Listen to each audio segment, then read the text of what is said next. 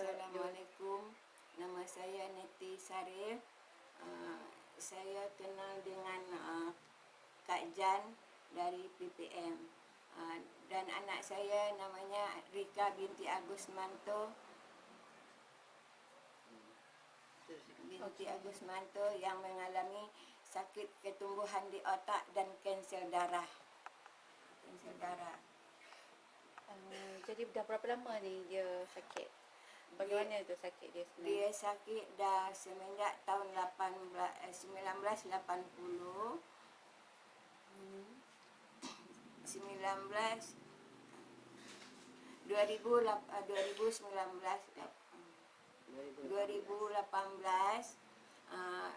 jadi saya nak bawa dia pergi berobat ke Indonesia. Jadi saya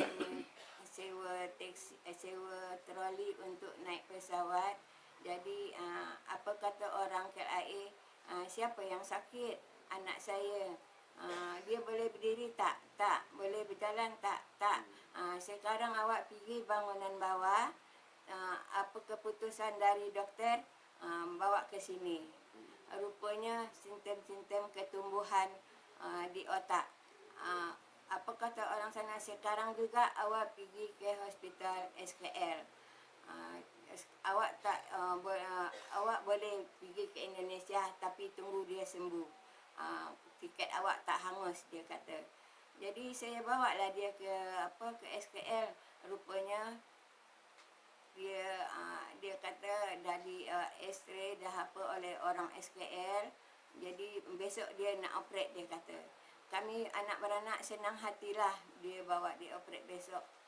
Rupanya kami dah berkumpul ke SKL. Rupanya tak jadi dia operate. Saya tanya, kenapa tak jadi doktor? Sebab kalau orang Muslim cari hari yang terbaik, dia kata. Rupanya dapat hari Jumaat. Baru senang hati kami baliklah ke rumah balik. Jadi dah hari Jumaat tu kami berkumpul balik di SKL. Dia tak lama lepas dia periksa, dia pergi ke bilik pembedahan. Rupanya dia selepas dia pergi bilik pembedahan, dia tengok dia tengok kepalanya dah berkupas. Dia lepas nampak tempurung dipotong, lepas tu keluarkan otak. Dah dibuang penyakit yang tumbuh di otak tu. Ketumbuhan di otak ada 90%. Yang boleh dibuang hanya 80%. Yang 10% masih tinggal di otak tu. Lepas tu masukkan dalam otak tu balik kepala otak tu. Jadi dah masukkan kena. Jadi anak tu dah masuk otak ke dalam kepala, tak ditutup. Anak saya yang perempuan bertanya sama doktor, kenapa tak ditutup kepala dia, doktor? Takut merebak penyakit yang lain. Kalau tak ada apa-apa, baru ditutup, dia kata. InsyaAllah tak ada apa-apa, 4 hari selepas tu baru ditutup. Semua badannya waya-waya saja di dalam, mulai dari kepala sampai ke bawah, waya-waya.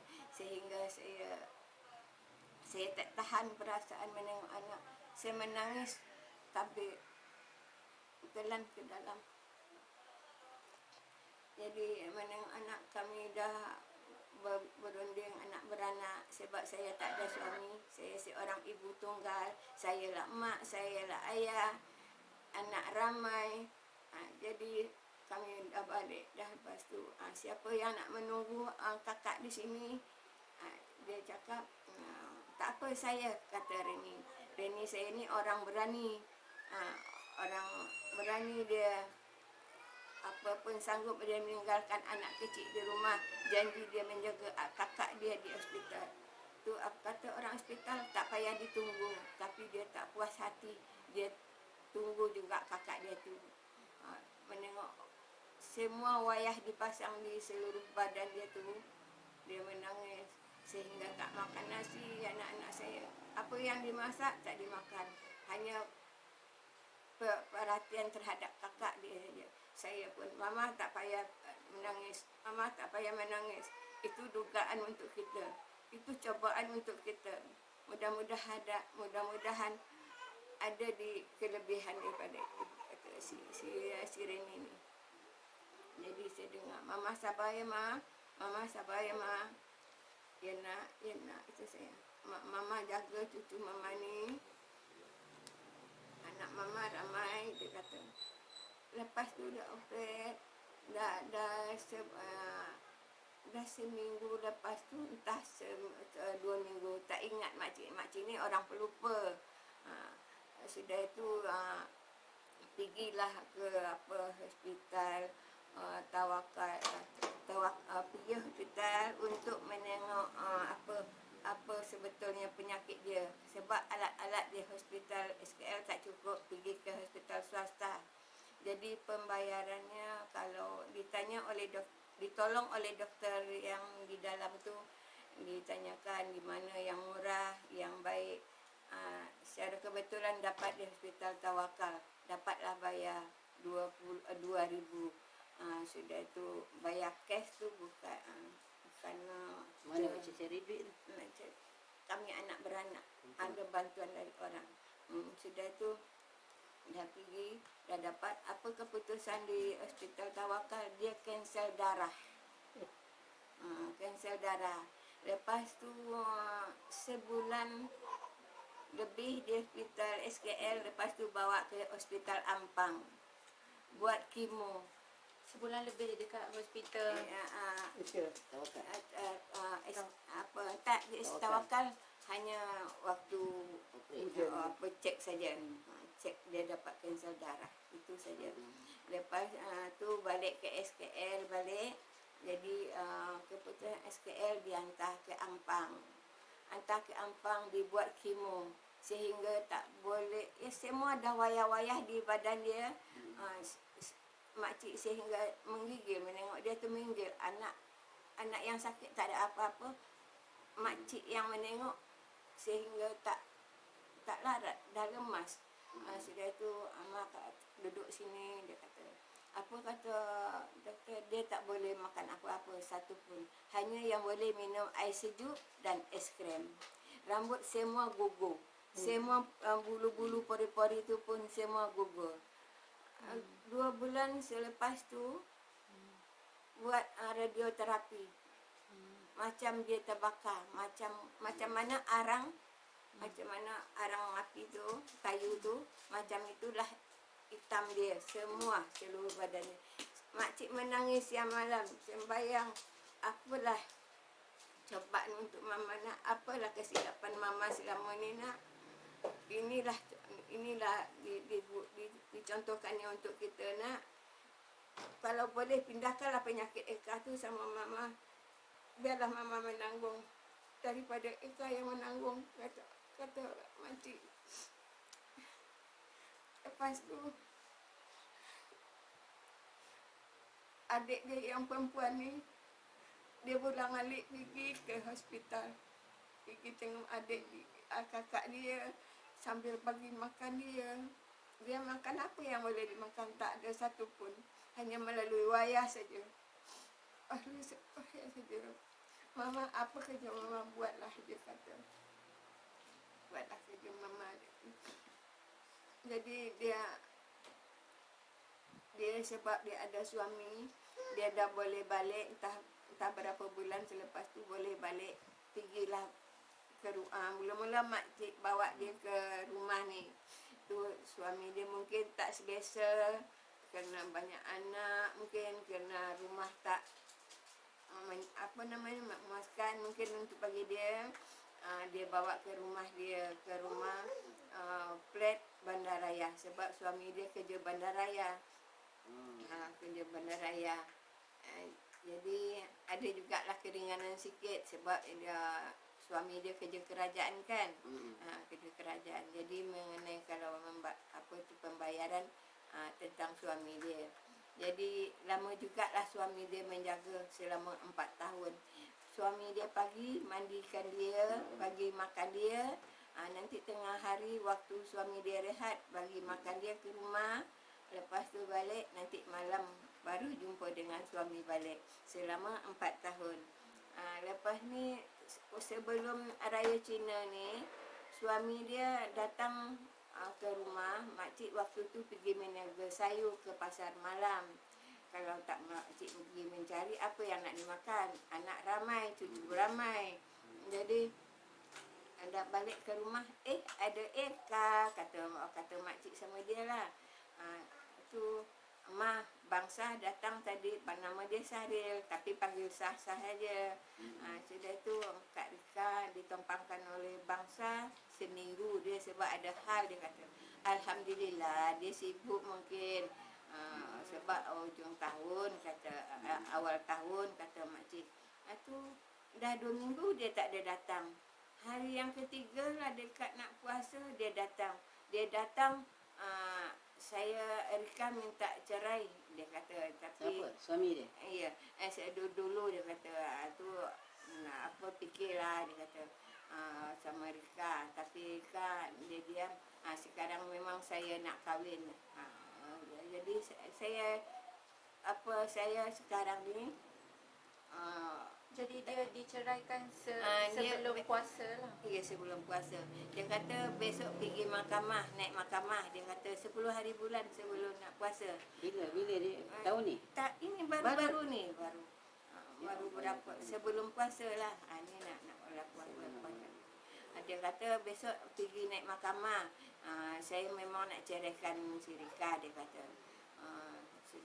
Sudah itu, dulu makcik pernah cakap sama dia, Saril masih muda lagi, masih ada nafsu, ada keinginan. Si Rika ni tak ada berfungsi, tak ada boleh buat apa-apa, katanya.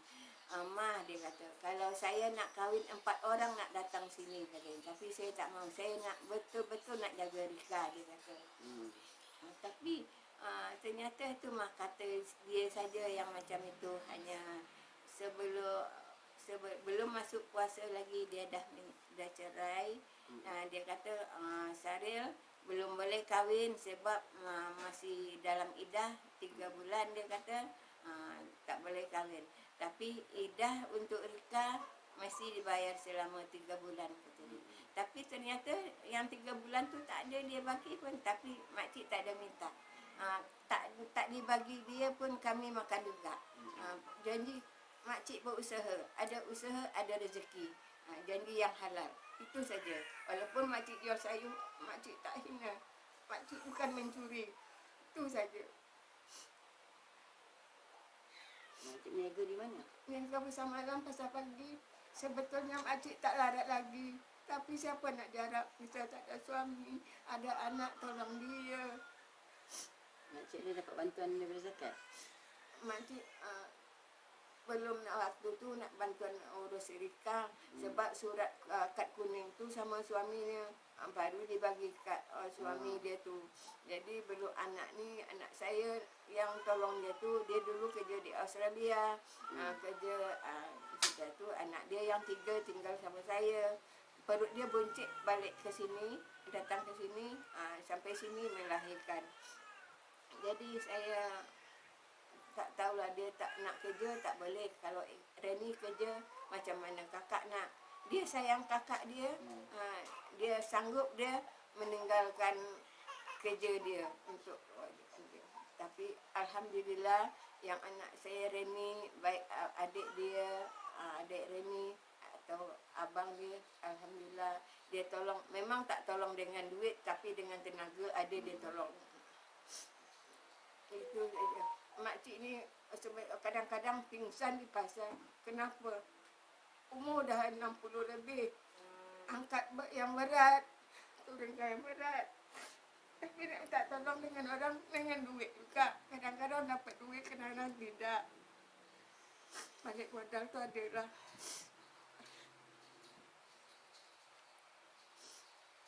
Orang kata kita meniaga ni banyak duit, tapi Tuhan dia yang akan tahu.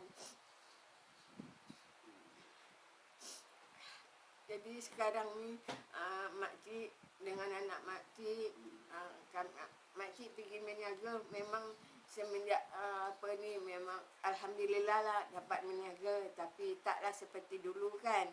Tapi dapat untuk makan, syukurlah. Itu dapat untuk makan itu syukurlah dapat belanja anak-anak. Itulah makcik yang penting. Dulu dia bekerja. Dia dulu bekerja di juru bahasa di Singapura. Ni. Ya, dia Ya. kita dulu tour guide. Oh, tu guide. Kat Singapura. Ika boleh cerita sikit pengalaman Ika. Masa Ika okey, Ika bekerja tu macam mana? Assalamualaikum, nama saya Rika binti Agusmanto. Okey. Umur saya 37 tahun tahun ni. Okey. Dulu saya kerja sebagai pemandu pelancong di Singapura Ha. dan juga Australia. Ha. Lepas tu saya dapat sakit, saya tak kerja. Lepas tu saya dapat limfoma, kanser limfoma kat otak. Lepas tu kanser darah. Lepas tu jadi stroke sebelah kiri. Itulah.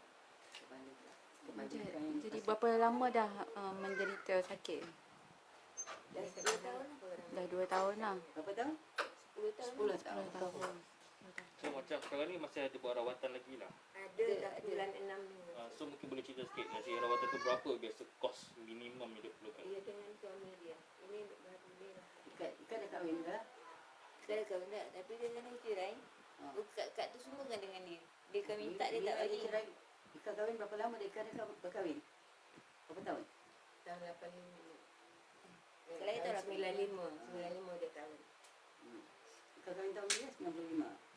Tak, Ha. 2010 lah bang. Ha. Tak, Okey. saya kahwin tahun 2010. Ha. Lepas tu tak, lama 5 tahun macam tu. Tak ada kena cerai. Baikkan sakit kan. Baru bercerai lah. Baru cerai. Bila bercerai lah? Dilafazkan baru sangat kan sebelum puasa. Sebelum puasa. Jadi sebelum kahwin tu dia tahu Ika sakit? Tak, tak tahu. Ika pun tak tahu Ika sakit. Oh. Pada kahwin tu pun tahu. Asyik-asyik pening je, asyik-asyik pingsan je. Lepas tu dia bawa pergi hospital. Di hospital tu dia kata ada ketumbar otak. Lepas tu ada kanser darah. Dari situ lah tahu. Lepas tu bila kita bersama saya Ika tak dah lama tak time period. Lepas tu tak boleh dah dapat zuriat. Ha. Lepas tu dia ceraikan Ika. Lepas tu itulah. Itu je. Ika punya tu dia pasang pot, 5 pot dekat atas ni. Ini. Semua memang rambut gugur apa semua? Ika dah tak ada rambut dah, tak ada rambut. Dalam kepala ni, dalam otak ni dia pasang pot dalam ni. Lepas tu ada tube dekat leher sini. Sampai sini air otak tu akan keluar ke Farish. Kepundi kunci. Jadi kepundi kencing. Saya pakai pampers. Kekal untuk selamanya. kekal untuk selamanya. Jadi apa yang doktor bagi tahu mengenai sakit ni? Kemungkinan dia akan datang balik. Sebab apa nanti kena dia akan datang balik. Benda ni dia akan mengembang. Informa ni. Dah buat berapa kali buat kemo? Tak ada kira. Tak ada kira dah. Tak kira. Sekarang ni dia bergerak di hospital siapa? Kau nak bawa apa? Biasanya suami dia. Tapi sekarang dah diceraikan oleh suami sebelum puasa ni. Jadi sebelum puasa ni dah ceraikan oleh suami Sekarang ni dia. ada adik lah. Jadi surat kad dari hospital tu baru makcik ambil. Dia ada temu janji dulu sebetulnya bulan 4. Tapi suami dia tak bawa dia. Selalu dia tak bawa ke hospital Ampang. Jadi dia termiss lah. Kerana dibuat dia bulan 6. Jadi terpaksa lah makcik nak bawa dia bulan 6 nanti. Pergi dengan anak Reni tu. Bulan 6 bawa dia. Makcik ni tenaga untuk angkat dia tak boleh. Nak angkat dia. Kalau nak bagi makan dia boleh. Pakcik pula mereka macam mana? Bawa sayur semua siapa yang bawa? Lori ada? Lori siapa? Lori sendiri. Usaha sendiri. Sebab meniaga semenjak makcik datang ke sini, semenjak makcik meniaga dah 40 tahun dah. Mulai dari hantar tu saja dulu alas dengan kertas, sudah alas dengan kertas, baru dapat meja sikit-sikit. Tu yang bagi tempat tu dulu itu bandar MPS tu. Nampak perut buncit anak kecil, dia bagi je apa tempat. Jadi pergi makcik pasar pagi itu pun macam itu. Menengok alas dengan kertas tu pun orang dibaginya plastik untuk alas. Tapi mudah-mudahan insya-Allah ada rezeki dapat membeli kaki meja satu persatu. Dah sudah tu dapat dengan kaki meja tu asa-asa boleh payung. Boleh payung. Tu dah mulai dah berkembang sikit meniaga sampai sekarang kekal. Pernah orang tanya sama makcik, dek, kamu masih muda lagi, tak malu ke meniaga sayur? Dia kata, pernah orang kita Melayu tanya sama makcik, apa yang dimalukan encik? Makcik cakap, saya malu mencuri, dia malu. Kalau meniaga cari rezeki yang halal, saya tak ada malu. Cakap dia macam tu. Jadi macam mana nak tanya lepas dapat tahu sakit tu, apa perasaan, apa rasa masa tu? Saya sedih. Sedih, macam tak percaya. Dulu saya aktif sangat. Aktif macam mana sukan? Aktif sukan, aktif Ni cik bekerja. Saya macam-macam kerja saya pernah buat. kat Janengau nak jadi travel agent tour guide. Saya dulu sebagai tour guide. Jadi sekarang bila keadaan macam ni memang apa yang Ika buat lagi untuk isi masa? Tak ada, saya banyak membaca buku novel je lah. Tak boleh buat apa-apa, nak berjalan tak boleh. Nanti kalau saya berjalan, saya kena bawa kursi roda. Ada Quran letak di situ untuk dia. Saya sekarang ni lebih banyak membaca. Itu je lah. Tempat dia tu pun Kita pandai berapa bahasa? Alhamdulillah, bahasa Inggeris, Ha. bahasa Melayu, bahasa Cina, bahasa Jepun dah lupa dah. Banyak lupa. 4 bahasa. Masa Jadi mungkin Ika boleh kongsi sikit bila dah kena kanser ni kan kebanyakan orang boleh lupa tau, tapi Ika dikurniakan lagi ingatan yang boleh bercakap. tapi diulang-ulang. Misalnya Saya ni saya akan repeat. Saya akan tanya, hari ni ada apa, Mak? Lepas tu nanti dia cakap, Selasa. Hari ni ada apa, Mak? Saya akan tanya dia. Tapi itu kat Janatan ingat tak? Ingat, Alhamdulillah. Ha. Ingat tak kenal lagi? Ingat. Ha. Ingat. Ingat lah. Mesti ingat.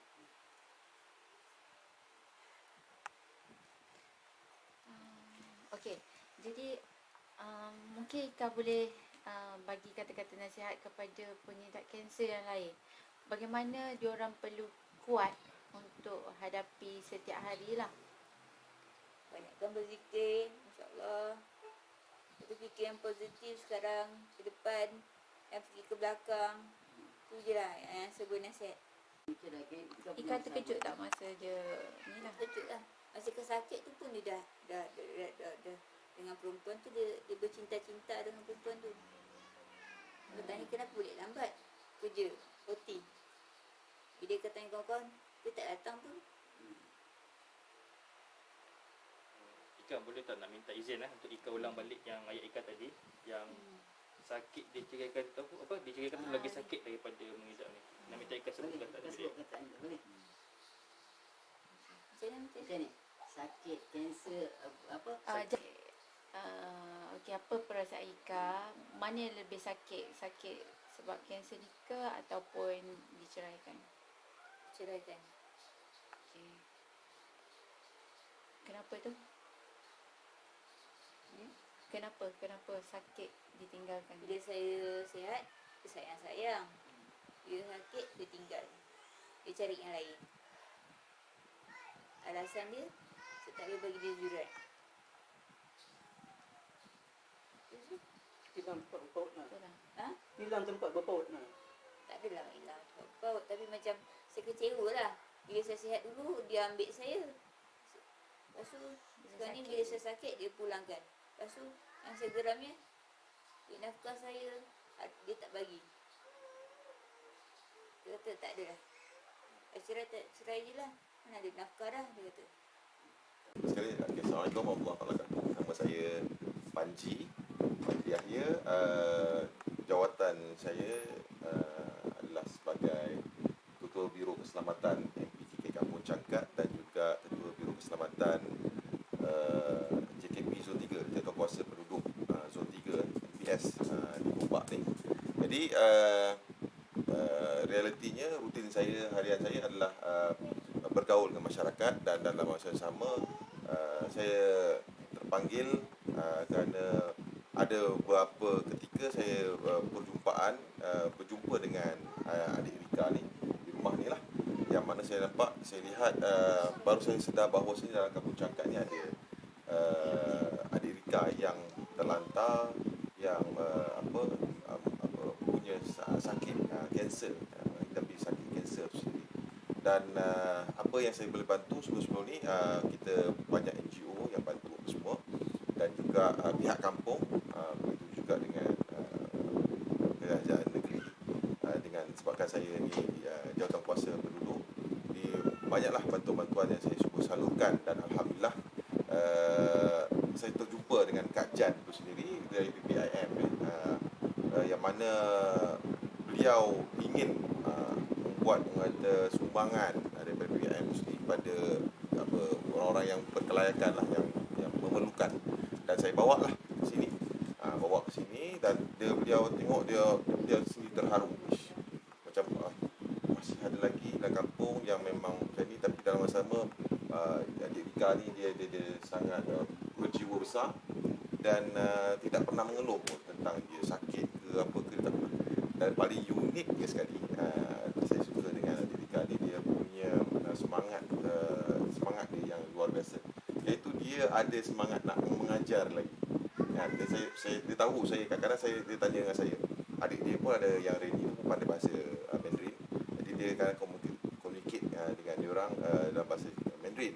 Jadi saya saja pancing dia, dan dia nampak saya kurang fasih bahasa Mandarin, dia terus kata, "Bang, macam ni bang, apa kata kalau abang datang sini, abang bawa buku, ya Ika yang ajar abang satu persatu." Jadi awal-awalnya bermula daripada tanya nama lah, kan. Ada nama kalau nama你叫什么名字你叫什么名字我叫Panji. Lepas tu你今年几岁我今年37岁. Itu bahasa-bahasa tu saya rutin yang saya belajar dengan. Jadi saya rasa seronok dengan tu, dan dia membuatkan dia punya, bila dia berkomunikasi dengan orang, terutama saya, dalam bentuk mengajar, membuatkan dia punya daya ingatan dia pulih semula, dan tak tertumpu fokus pada sakit beliau. Ini saya rasa yang unik dan luar biasanya semangat adik Ika ni, yang saya rasa bukan semua boleh menghadapi ataupun sabar macam beliau ni lah. Kalau saya ditakdirkan macam tu, Muhammad Zalik, tetapi kalau saya di tempat beliau, mungkin saya akan down ni. Tapi saya nampak adik Rika ni memang semangat dia luar biasa sangat, dan saya secara pribadi orang yang sihat, dan juga Jawatankuasa Penduduk kampung ini juga ada membuat sedikit bantuan, maknanya dengan tenaga saya, apa yang saya boleh. Kadang-kadang saya bantu keluarga ni untuk hantarkan Adika ni kepada Jabatan Kebajikan Masyarakat, tengok bawa ke sana ke sini. Jadi kat situlah ke hospital, tengokkan apa semua, untuk angkat dia apa semua kan, sebab makcik dah terlarat, dan ada juga kadang-kadang adik dia sibuk, saya kena cuba bawa. Jadi kadang-kadang itulah apa yang saya boleh bantu adik Rika, saya akan cuba bantulah. Dan saya harap dan saya ucapkan terima kasih lah pada Kak Jan dan PPIM dan semua individu penyumbang yang sudi membantu penduduk Kampung Cangkat, khususnya adik Rika ni, yang mana ibarat dah jatuh timpa tangga semua pula kan, maksudnya dah sakit, lepas tu tiba-tiba dicerai suami. Jadi benda-benda macam ni